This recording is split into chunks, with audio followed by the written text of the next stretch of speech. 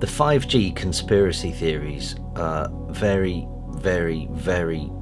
Past couple of weeks I've had what we strongly suspect is COVID-19. What about the new version of Mixbus 32C? The rumoured as yet unconfirmed record label?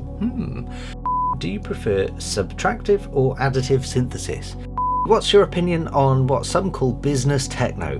What are your best pasta recipes for quarantine? What's your favourite sample pack? I just saw Mousetrap's Twitter is rebranded as 720 Group. What's this exactly? As a sound designer, what do you think of people releasing preset packs for popular synths?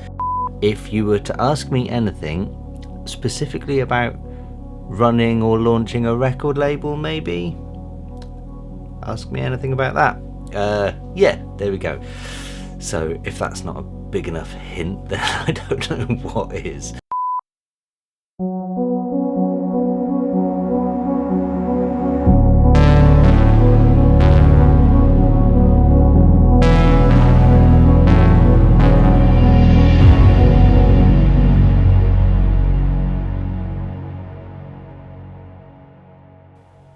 Hey guys, welcome to the Kane audio vlog. It is Friday. It's time for another Ask Me Anything.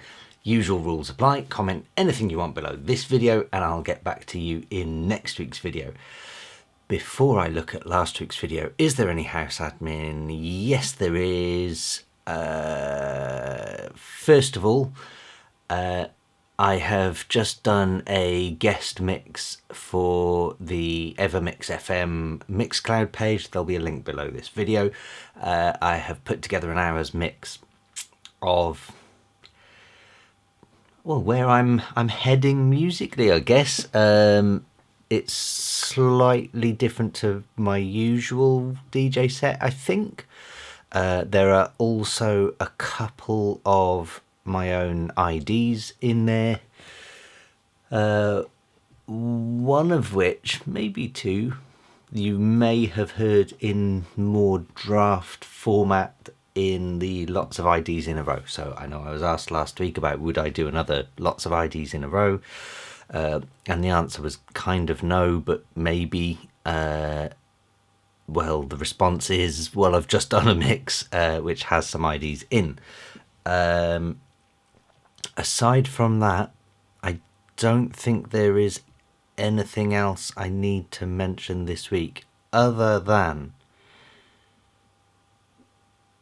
this is episode, or Ask Me Anything, episode 99, which means next week is 100, and I've been kind of thinking about what do I want to do? Is there anything I can do? Clearly we're all quarantined, so, you know, months ago what I was secretly thinking was, hey, maybe we could do like a meetup and get together in Manchester or something and do something in a venue. Obviously not a huge venue, but I mean like a local cafe or something like that, and have a real face-to-face Ask Me Anything. Obviously that can't happen with the quarantine. However, it has occurred to me that I've got lots of stuff going on in the background, and now's probably a good a time as any. So let's talk about one specific one next week in episode 100. So if you can, you don't have to, you can ask me anything about anything. However, it would be convenient if you were to ask me anything specifically about running or launching a record label, maybe? Ask me anything about that. Yeah, there we go. So if that's not a big enough hint, then I don't know what is. There we go. So welcome to Ask Me Anything 99. Let's have a look at last week's video and see what we've got. Starting at the top. Kavik. Hi Dom, hope you and your family are well. Sorry I've been AWOL for a while. Arena, Max and Stream. High five, high five, high five. For the past couple of weeks I've had what we strongly suspect is COVID-19. I can only describe it as being like 2 solid weeks of flu, meningitis, food poisoning and seasickness rolled into one. Not recommended. Yikes. Yeah, I've known a few people to get it, and similar descriptions, to be honest. It seems to be not something that I want myself, to be honest. Thank you very much. I had a close call towards the end as I was struggling to breathe and on the verge of calling an ambulance. Bloody scary, but thankfully it calmed down. My heart goes out to anyone who hasn't been so lucky and has ended up in hospital. Yikes. That's horrific, and I'm glad that you're on the up now. Anyway, question time. Have you had a chance to play about with the new-ish features, time, space and colour pack? Vocoder, 3 months old now, etc. So this is the Bitwig package. I had a look at the space, time, colour. I've not delved into it, but I have at least opened it and looked at it. And yeah, some of the effects are really, really nice. There was one called Instant Space or something. And it was exactly what it says on the tin, but it was a great effect. So yeah, there are some very, very clever things in there. The vocoder, I've not even seen it, to be honest. But then I'm not really much of a vocoder kind of person. Maybe I'll try it out at some point. Who knows? What about the new version of Mixbus 32C? Again, I'm a stickler for these things. I haven't updated yet. I will speak to the guys there because shout out to all the guys at Harrison, because they're awesome, and some of them do watch these videos, and yeah, they've always helped me out whenever I've needed any support there. So yeah, a big shout out to them. Yeah, I haven't updated to the latest version yet. Mostly because I've not been doing too many mixes very recently, so I've not felt the need to, but obviously that's going to happen. Maybe now is a good time to do it, actually. So as with anything in this world, you know, like macOS, if you update, you know, some things can stop working or whatever, so it's worth doing in some downtime. Regarding live streaming, watching album work would be great. Plus, the more I hear about it, the rumoured as yet unconfirmed record label, the more I like the sound of it. Keep well, everybody, and please take great care. Thank you very much, and you. Yeah, so there's a rumoured as yet unconfirmed record label. There's lots going on. Yeah, as for live streaming, I keep looking into it and I keep backing out of it. Only because, like I say, the audio quality is terrible, and then the video quality tends to be terrible, and I don't see that there's any advantage at this point in time.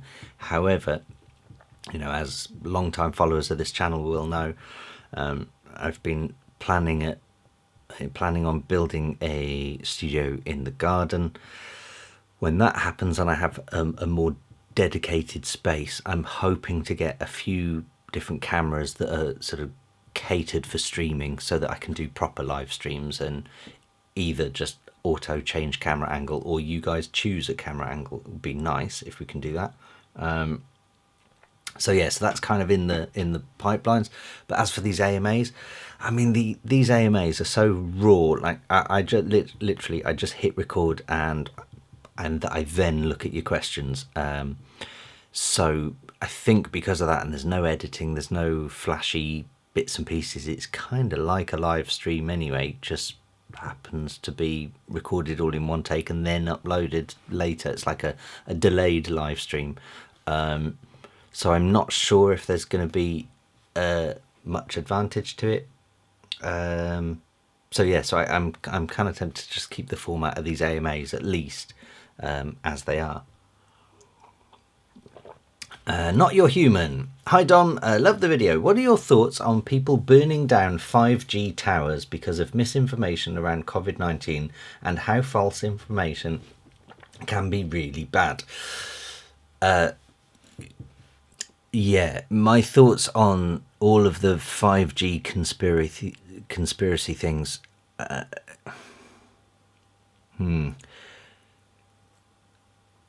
I think the 5G conspiracy theories are very, very, very dangerous, because I mean, first of all, let's talk about these towers being burnt down. It is just stupid for anyone to be burning down communication towers right now in the middle of a pandemic, when there are doctors, nurses, firefighters relying on their mobile phones being active and having signal, for idiots to go out there burning down towers for any reason is just idiotic. It really angers me that people are that selfish. And that's running on the assumption that these 5G signals are somehow magically harmful, which clearly is not the case. I mean, they're radio waves. For anyone watching this who's maybe on the fence about it, which you shouldn't be, but maybe some of your peers are talking about it. I don't know, whatever, each to their own. But they're just not harmful. I mean, for starters, let's cover some basic facts, some basic high school physics. For starters, the 5G radio waves that people are talking about are the sub-millimeter waves. And with millimeter waves, a clue is in the title. They're a millimeter apart in the physical terms, in actual physical terms. Now, you can't fit a millimeter in between skin cells. Our skin cells are microns apart, not millimeters. So people talking about it penetrating skin or whatever, that's not the case. I mean, sunlight only just penetrates skin. 5G, maximum 5G is about 80 gigahertz. We're not, and by the way, 5G starts at about 26 gigahertz, proper 5G. We're not even near that yet. We're on, I think the local masts around here are running about 6 gigahertz. That's barely significant. I actually have a Samsung S20 Plus running on 5G for anyone that's interested.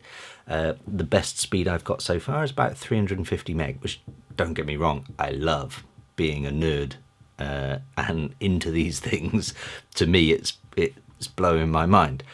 But we're nowhere near the sort of the gigabit streams, which doesn't really kick in till you're hitting about 26 gigahertz. And don't forget, these things are frequencies. It's just speeds. It's speeds of repetitions. It's not power. That's very, very different. So back to the millimeter wave thing. So even though we're not even anywhere near millimeter wave yet, so the fact that people are talking about millimeter wave causing coronavirus and stuff is just ridiculous, because we don't even have millimeter wave around here yet anyway. So let's get past that idiocy anyway.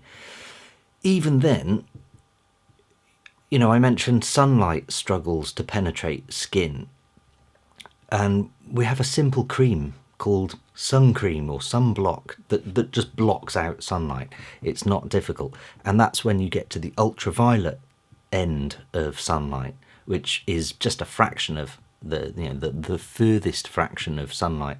And that's even that, basic sunlight is in the terahertz area, in the terahertz spectrum. It's far beyond gigahertz. So the fact that people are scared of 26 gigahertz or even 80 gigahertz, the fact is that with waveforms, as a lot of you viewers will know, bass travels, I'll say further. It's maybe not the best word to use, but it's further because it's easier to travel further, I suppose, because longer waves can travel around objects better, basically.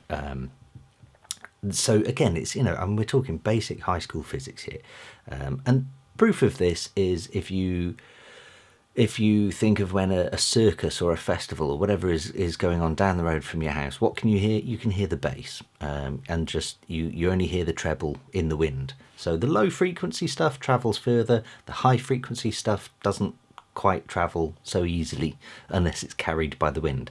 So bearing that basic, provable fact, bearing that in mind, when it comes to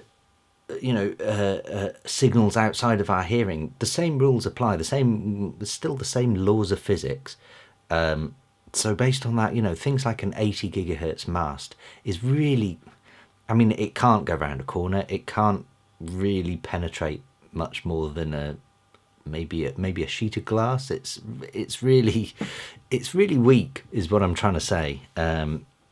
These masts are the reason they're going to need a whole load more masts to put this network together is because they're really weak, and throwing that frequency around the place is quite tricky because it's not very good broadcasting type signal.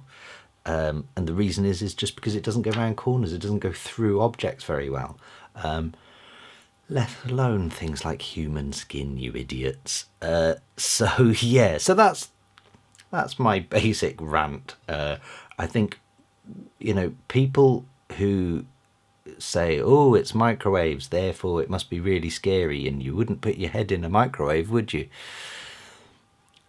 To me, it's like saying teddy bears are scary because polar bears will kill you, and they're both bears, and therefore a teddy bear must kill you. And it's just not the same ballpark. It's not even vaguely the same ballpark.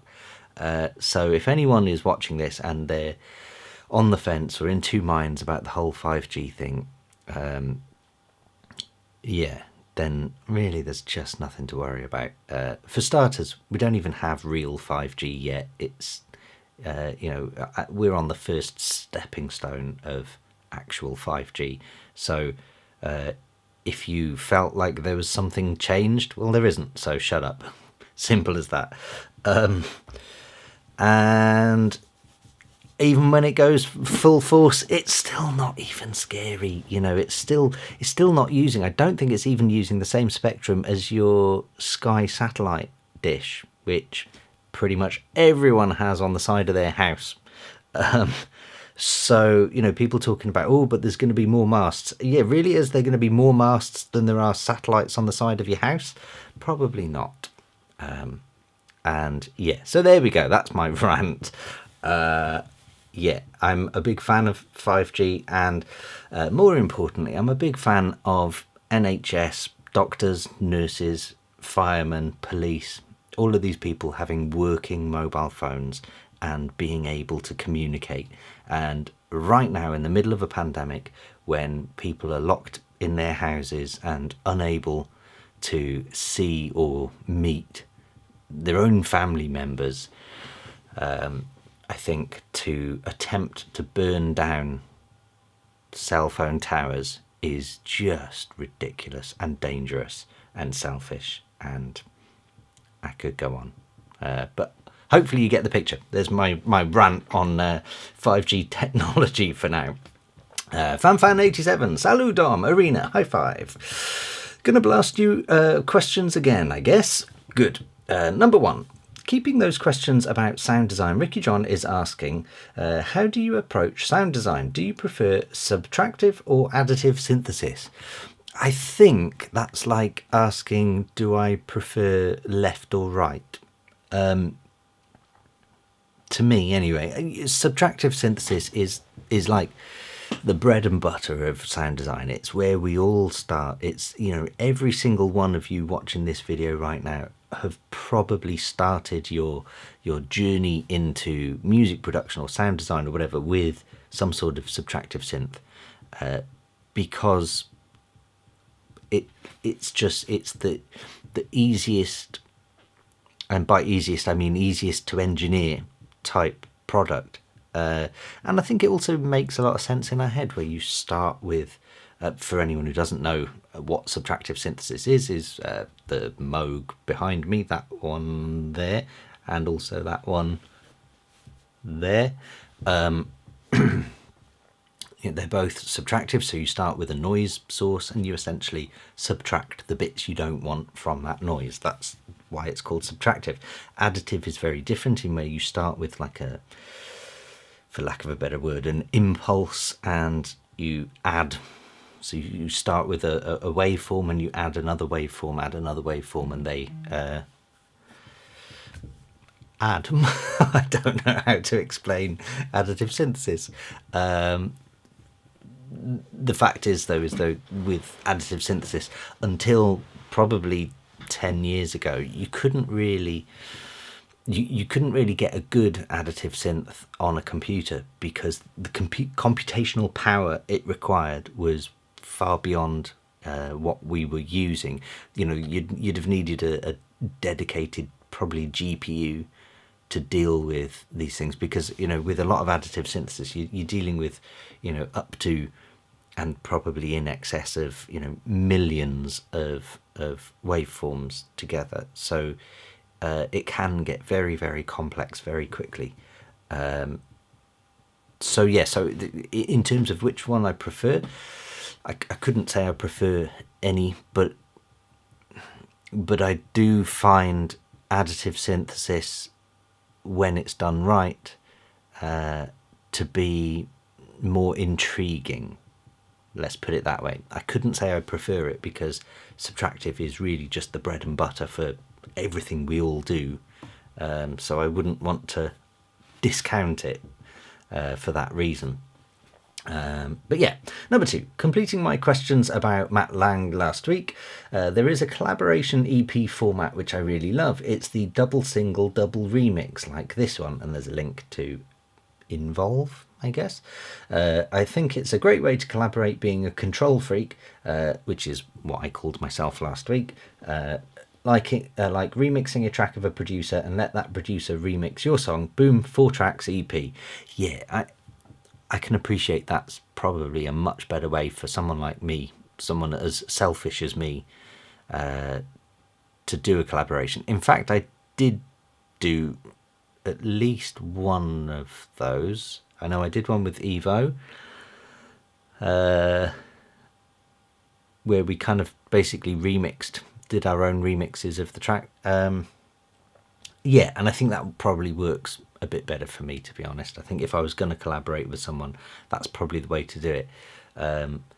I think for me to collaborate with someone, I would need them to be filling in the skills that I lack, or at the very least the equipment I lack, or something like that. It needs to fill in a gap that I don't have filled. So it's and I think we'd probably have to have, I think our personalities would have to work as well, and there's a lot in there. I've tried collaborating with people before. I might have mentioned this before, but in fact, I'll give you one example. A guy I won't mention, just because there's no need to, but he's now a well-known producer, and we were both in our early days when we'd sort of decided to collaborate, and he decided, hey, I'll come over to yours and we'll do a collaboration. So I thought, okay, let's give it a go. And I always preferred, even back then, I preferred to kind of have most of at least a draft idea put together before we meet up. But anyway, he came over, we drank lots and lots of coffee, we talked lots and lots and lots.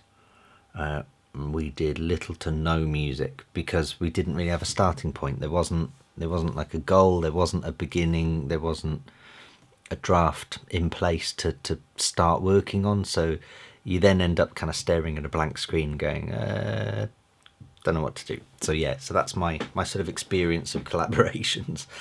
Not the best, but entirely my fault, if I'm honest.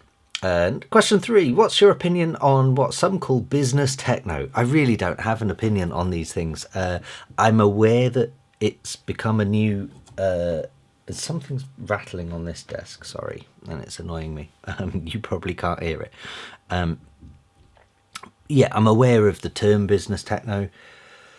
I don't really know what it means. I mean, I can only assume it means, people trying to imitate, I'll say, drum code sort of stuff, and it just is kind of, unfortunately, not drum code, but trying to imitate drum code, and it just ends up being monotonous boring generic techno that serves a purpose and is a business. So I'm going to guess that's what it is, but I don't really know. I've seen people mention it, and I really don't have an opinion on it. I feel like for my entire career of whatever, nearly 20 years in this industry, I feel like every few years or so there's a new, in fact probably every year there's a new genre that goes on recycle, and everybody kind of jumps ship and goes to that. And don't get me wrong, I've done it myself. I've jumped ship plenty of times. But I know, for example, the big one, I think the obvious one was around sort of 2010, when everyone started clambering onto dubstep, and then about 2013 or whatever it was, where everybody kind of jumped away from dubstep and suddenly became deep house producers or whatever, and it just happens time and time and again. And I think that's just, it's, look, there's a lot of people in this industry who are maybe not necessarily in it for the right reasons, but there's also a lot of people who just like everything. I suffered from that when I first started DJing centuries ago. I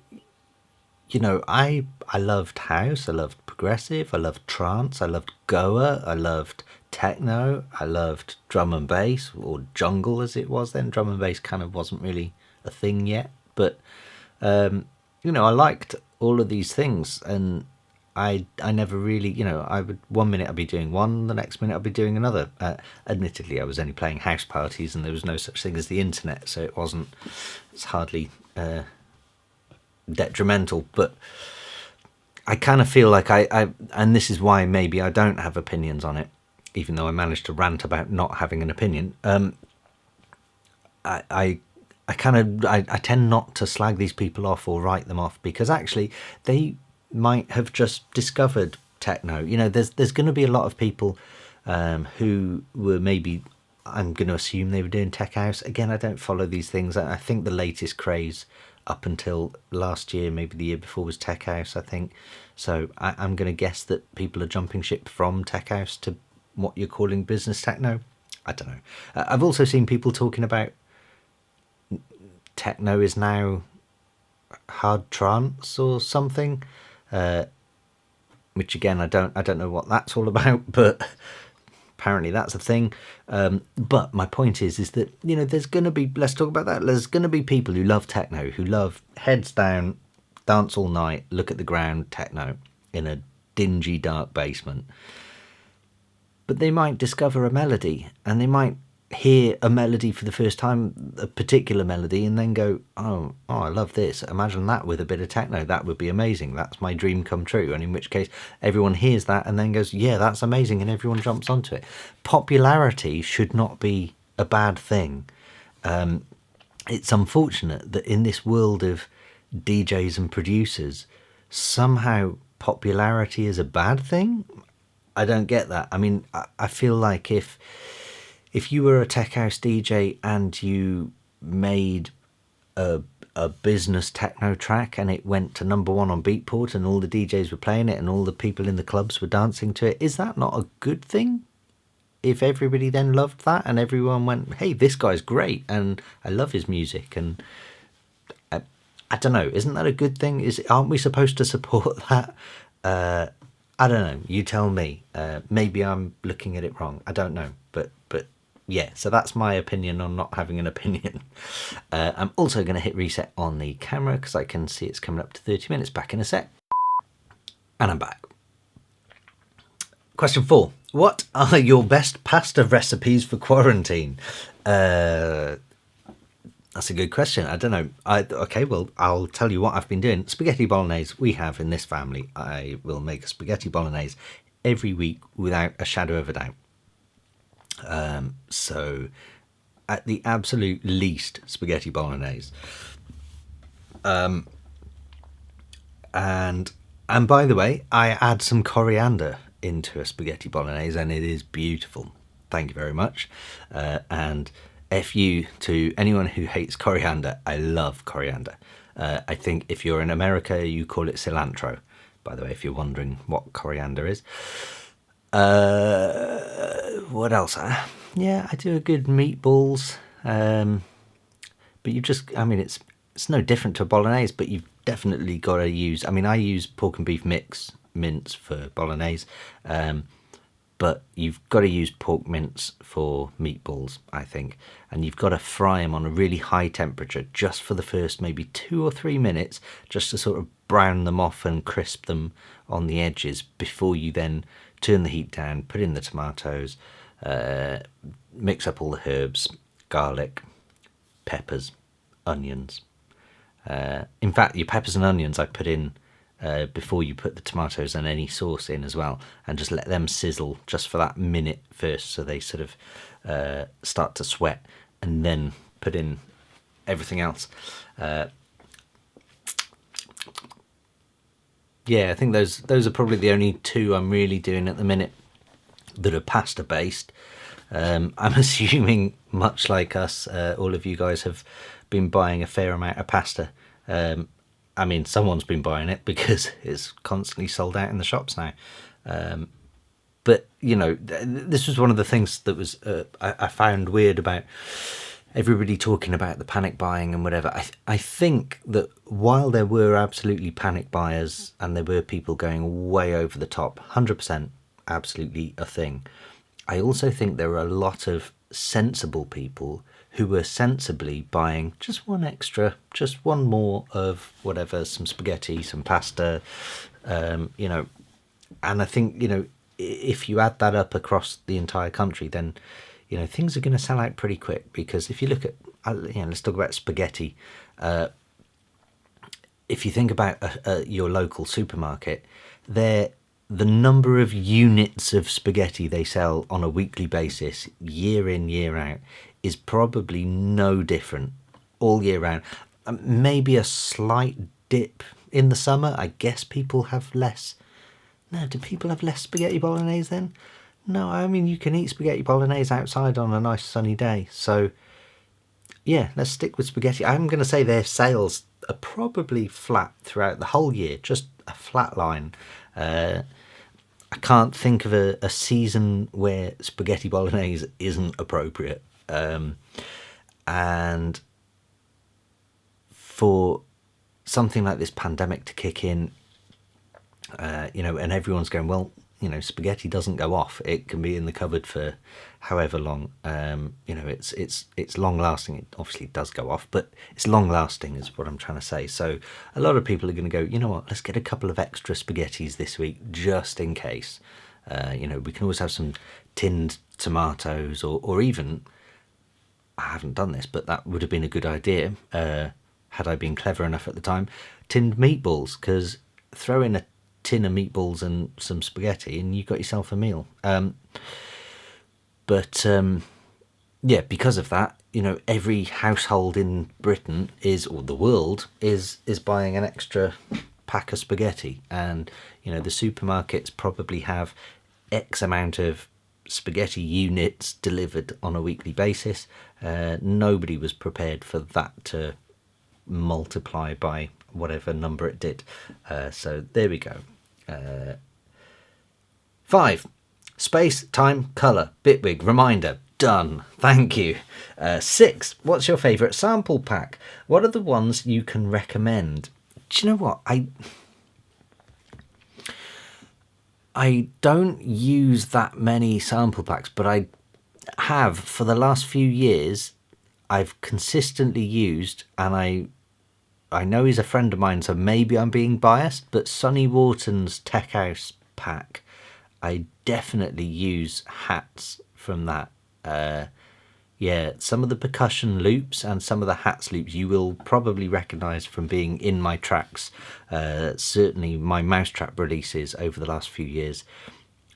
Almost every track I've put out on Mousetrap, I would say, has probably had something from Sonny Wharton's Tech House pack. I think there's just something about the shuffle and the rhythm of the hats that just they're great. they're the kinds of things where, you're putting together a draft track. You've got your bass line, your kicks, your melody, whatever. Everything's going on. It's all sounding nice and juicy, and you can just flick through the Sonny Wharton hi-hats and percussions, and for me, it just almost every single one works and just radically changes the vibe of a track. And as much as I quite often try not to use sample packs just because I like to be a bit more creative, it's not because I disapprove of using samples or anything like that, the opposite. But quite often I've found with Sonny Wharton's ones, I've dropped a loop in and just gone, yeah, that's it, I don't need to do anything to that, that's great. It will then take me a while to then, because I like to sort of try and switch things up a little bit. So again, there are definitely, every track I've released pretty much, I can't think of one that I've released on Mousetrap where I haven't had one of Sonny's loops on there. So yeah, big ups to Sonny for that. Yeah, I can't think of any other packs that are absolutely my go-tos. I tend to use sample packs more when I'm trying to learn a different genre or something like that, so I can just strip it down to, say, the drums and just start to play with, replacing parts and seeing what works and what doesn't. So it's a bit more of an experimental thing, I guess. So yeah, that's what free ones can you recommend? I couldn't name you a free one, to be honest. If I'm totally honest, again, maybe biased because I've done a lot of work for them, but I tend to just go straight to Loopmasters. I know where I stand with Loopmasters. I have downloaded some free sample packs before, but I've just never been impressed with them, and they've tended to just get deleted a week later. Whereas Loopmasters, you can follow particular labels on Loopmasters, and full well that they're going to deliver every single time. So to be honest, I mean, I'm sure there are some great free ones out there, but I've not come across them, and I think you get what you pay for mostly. So yeah, there we go. I can see you've edited as well. 7, did you listen to new BSOD EP? No, I didn't know there was one. Thoughts on it? I absolutely love it. 2007 vibes. Yeah, I would have thought it would be a 2007 thing. There we go. Edit 2. I just saw Mousetrap's Twitter is rebranded as 720 Group. What's this exactly? I just googled some infos, but I prefer asking at a Mousetrap artist directly. 720 Group. I don't know. I think that sounds like it was probably a mistake. Let's have a look.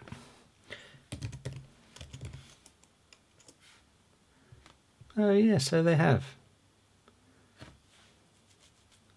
I don't know why they've renamed themselves as 720 Group, to be honest with you.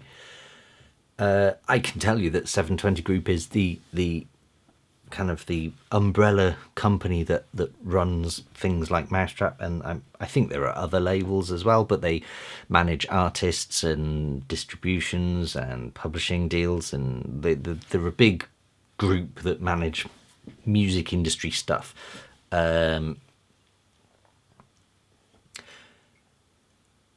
But I don't know why Mousetrap have changed their Twitter name to that. Yeah, so that's what it is. It's a management group, and they manage, like I say, brands and people and whatever, as you'd expect. That's very common in the music industry,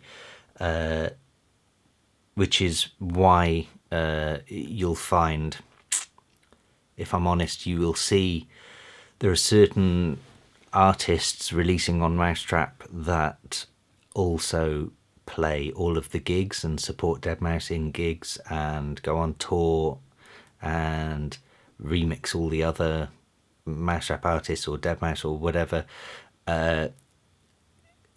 because usually they're managed by 720 Group. So it's in 720's interests to have one of their artists remix one of their other artists and support their other artists on tour, because they're taking a cut every step of the way. So The more they can do that, the better, which again is common in the music industry. That's the way the music industry works. But again, I don't know why they've changed their name to 720 Group on Twitter. That's confusing, but whatever. There we go. That's who they are. And right, thank you very much, FanFan87, for your millions of questions. Moving on, Ricky John, Arena, high five. Fair point about live streaming the album, hadn't thought of that. As a sound designer, what do you think of people releasing preset packs for popular synths? It seems as though there's a never-ending supply of these packs available. Is there any point in a relative newcomer attempting to get themselves noticed in this way? What would you advise?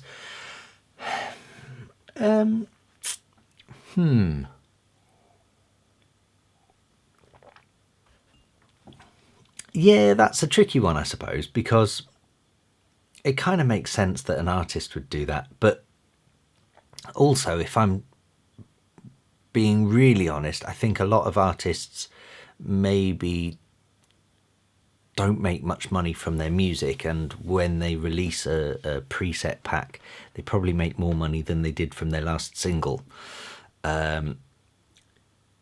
Which may or may not be much. I suppose it's all relative to how famous you are in that field as well. But I think if you made, $5 on your last single, you'd probably make $20 on a preset pack. If you made $5,000 on your last single, you'd probably make 20,000, probably not 20,000, but let's keep the math straight, 20,000 on a preset pack. I think that's generally how it works, is the preset packs make a little bit more.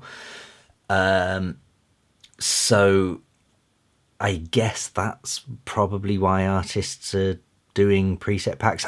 Again, I'm terrible. I don't follow the industry. I don't follow other artists is the big thing. I think we're starting to realise. So I've not really looked at releasing preset packs for other synths, other than the ones that the companies approached me for. But it's understandable that other artists would want to do that for that reason, because they're probably trying to get some money, if I'm honest. Yeah, they're probably not sound designers, but they happen to have sort of stumbled across some patches and presets.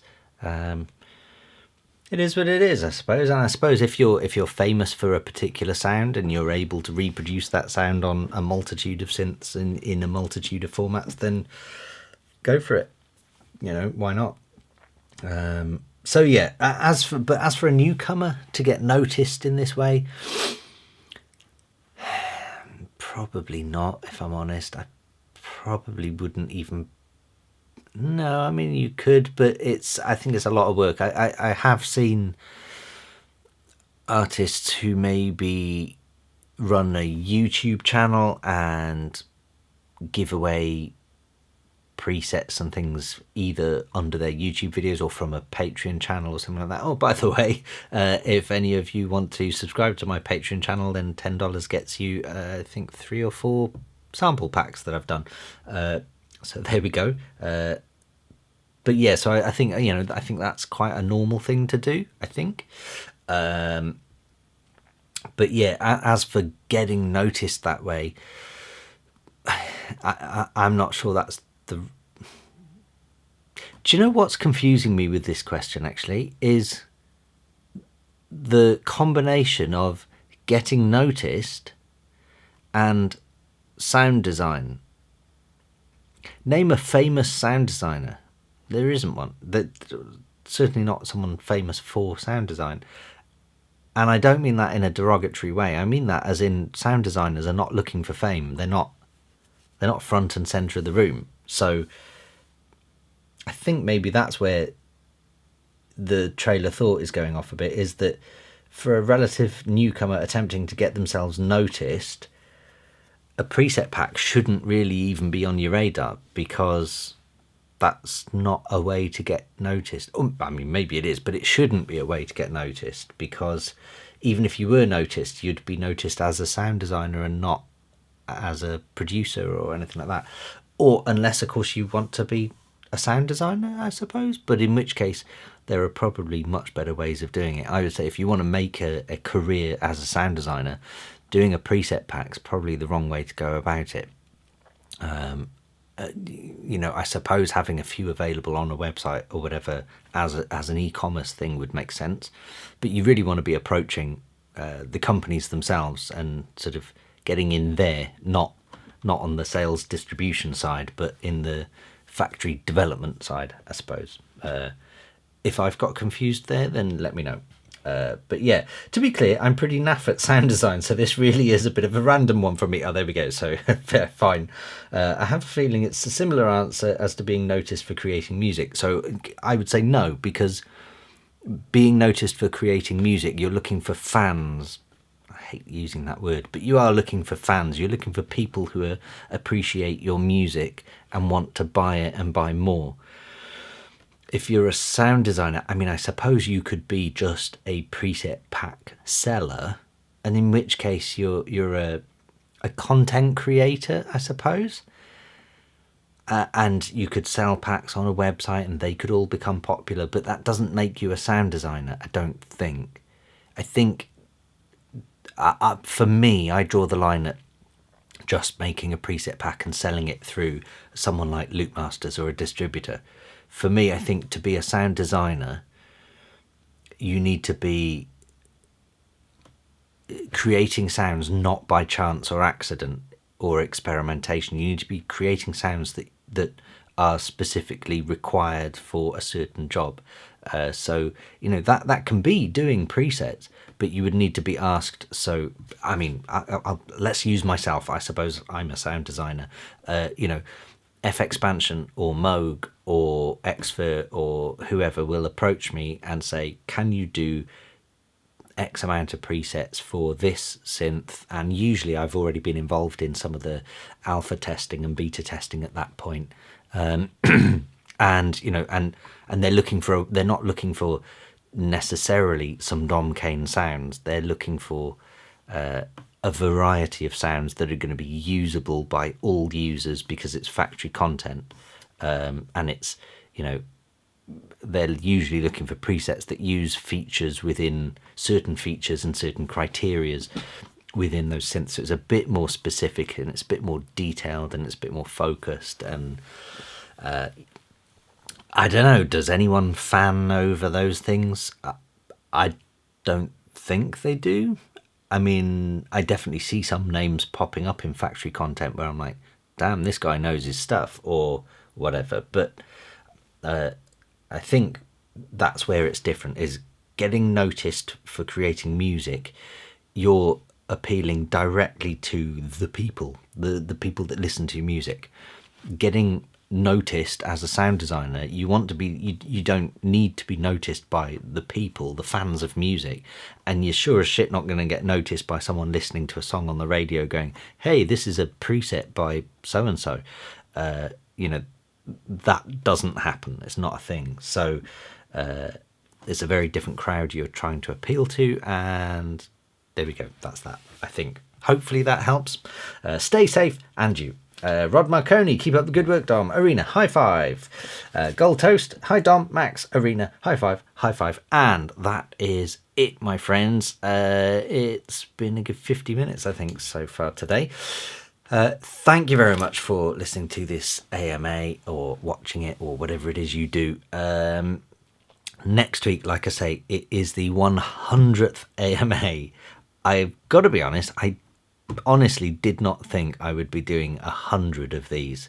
If I remember rightly, episode 1, I said, in fact, it wasn't even going to be weekly. It was just going to be ask me anything, and maybe in a few days, maybe in a few weeks, whatever, ask me anything, I'll probably get back to you, sort of thing. It was just so, I honestly didn't expect it to become a series of anything.